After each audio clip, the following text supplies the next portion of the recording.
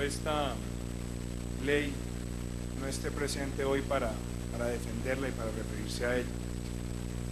Yo creo que aquí hay que empezar por unas reflexiones también de carácter económico y social en el país, y tiene que ver con cuál es el enfoque, cuál es la política, cuál es la visión integral que tiene el gobierno frente a la restitución de tierras.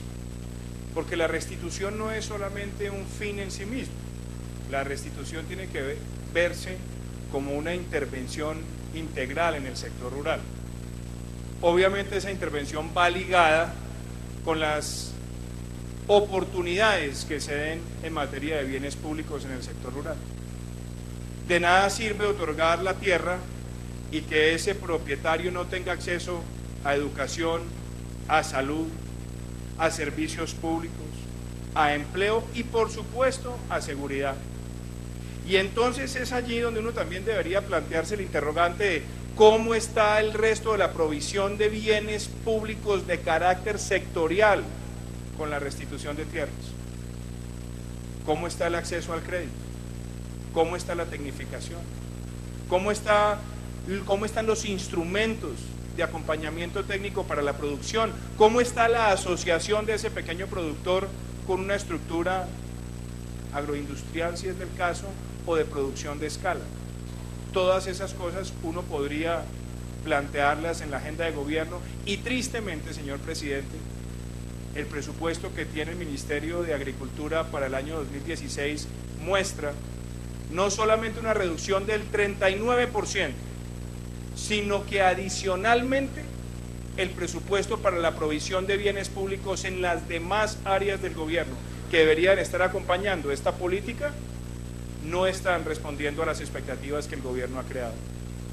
Y debo decir que es preocupante que en este plenario el señor ministro de Hacienda dijo que la reforma tributaria del 2014 era para garantizar la inversión, entre ellas la que tenía que ver con el sector agrícola y la que tenía que ver con los programas sociales bandera del gobierno como la restitución de tierras.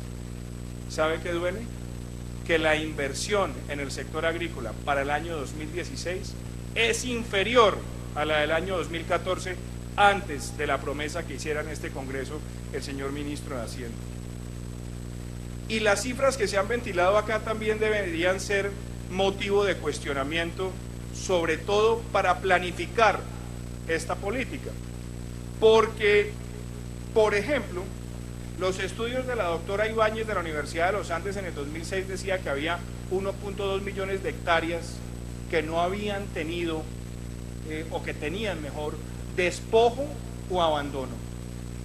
Y esos fueron documentos que fueron tenidos como referencia para la formulación de política pública. Después el primer reporte de la Contraloría, y usted lo conoce bien, ministro, habló de 2.9 millones de hectáreas. Después ya empezamos a hablar de 6 millones de hectáreas y vemos que continuamente se está hablando de una actualización del número de tierras que no estaban en el catastro de solicitudes de víctimas. Y se preguntará uno, ¿será que este programa bandera del gobierno en el plan de desarrollo pasado tuvo un buen desempeño después de tanta disposición, tanto discurso?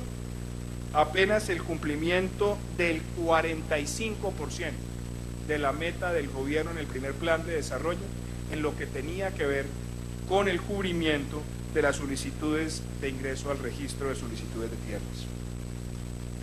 Eso también nos lleva a la discusión de las promesas nuevas que están en el plan de desarrollo 2015-2018. Se habló que este plan iba a ser para la equidad y que parte de la equidad tenía que estar en el sector rural, entre ellos el cumplimiento de las metas de restitución. Y resulta que únicamente el 1.2% de los recursos del plan de desarrollo se van a destinar para la garantía y goce de las víctimas. Eso permite concluir que las metas sectoriales que se ha trazado este plan de desarrollo en esta materia no se van a cumplir si se ponderan los gastos que vienen teniendo las entidades cuya responsabilidad está ligada a la restitución. Y de los 252.000 millones que están destinados en el presupuesto del 2000, 30 segundos para terminar. De esos 252.000, no hay ningún instrumento de planeación y presupuestación que permite concluir que la meta del año 2016 se va a cumplir, porque no responde a los parámetros de ejecución de ustedes. Entonces yo diría, señor presidente, para concluir, porque acá se han dicho muchas cosas, que este gobierno ha prometido muchísimo en este frente y los incumplimientos están a disponibilidad del público con la estadística de monitoreo que hace el propio Departamento Nacional de Planeación.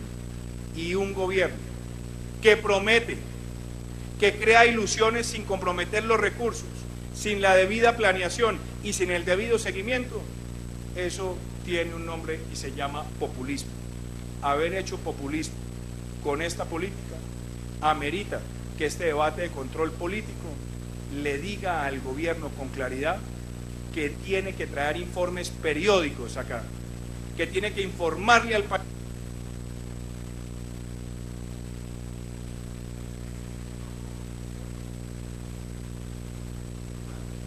Mil gracias, senadora Paloma.